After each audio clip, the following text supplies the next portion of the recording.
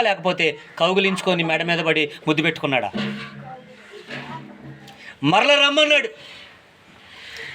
తప్పిపోయిన కుమారుడు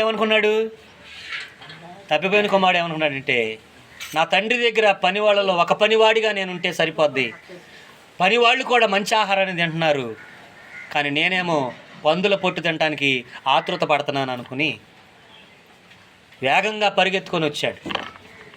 కానీ కుమారుడు స్థానాన్ని కోల్పోయాను అనుకున్నాడు కుమారుడు, కానీ తండ్రి మాత్రం కుమారుడి స్థానాన్ని కుమారుడికే ఉంచాడు. చప్పట్లు కొట్టి దేవుని నామమును మహిమపరచు. హల్లెలూయా. ఇది తండ్రి ప్రేమ.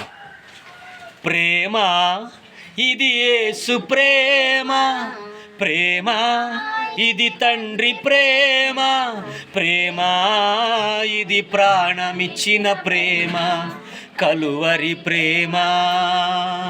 పదములు చాలని ప్రేమ ఇది, స్వరములు చాలని వర్ణనిది. హల్లెలూయా. ఆయన ప్రేమను వర్ణించడానికి పదాలు సరిపోవట. ఆయన ప్రేమను వివరించడానికి పదాలు సరిపోవంట. ఈ పాట ముందు ఆ పాట రాసినటువంటి ఆయన మాట రాశాడు ఏంటంటే, ఆకాశమంతటిని ఒక పుస్తకంగా మలచి సముద్రపు సిరాంతా కూడా ఇంకుగా పోసి పెనులో రాస్తే కూడా నీ ప్రేమను వర్ణించలేనయ్యా అన్నాడు. ఆకాశమంతా ఒక పుస్తకం అయితే, సముద్రములో ఉన్నటువంటి నీళ్ళన్నీ పెనులో ఉన్నటువంటి ఇంకైతే, ఆ రాసినటువంటి ఆ రాతలు కూడా దేవుని ప్రేమను వర్ణించడానికి సరిపోవు అని అన్నాడు. ఎంత గొప్ప ప్రేమ! ప్రేమ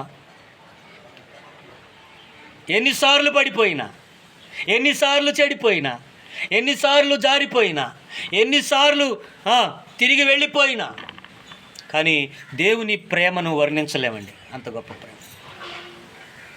ఆ మాట చూడండి, కుమారుడి స్థానాన్ని కుమారుడికే ఉంచాడు. నువ్వు కుమారుడి స్థానం కోల్పోయావురా, నన్ను వదిలిపెట్టి వెళ్ళిపోయావు, ఆస్తి మొత్తం తీసేసుకున్నావు, చెడు వ్యాపారం చేశావు, దుర్వ్యాపారం చేశావు, ఇక నీకు నాకు ఎటువంటి సంబంధం లేదని ఆయన చెప్పలేదు. ఏమన్నాడు తెలుసా? నువ్వు ఎప్పటికైనా నా కుమారుడివే అన్నాడు. నువ్వు ఎప్పటికైనా నా కుమారుడివే. ఆ ప్రేమ చూసి మారిపోవచ్చండి.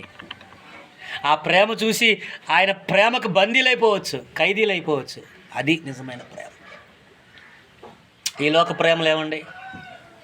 ఈ లోక ప్రేమలు చంపే ప్రేమలు, ఈ లోక ప్రేమలు స్వార్థంతో కూడిన ప్రేమలు, ఈ లోకంలో ప్రేమలు ఆశించే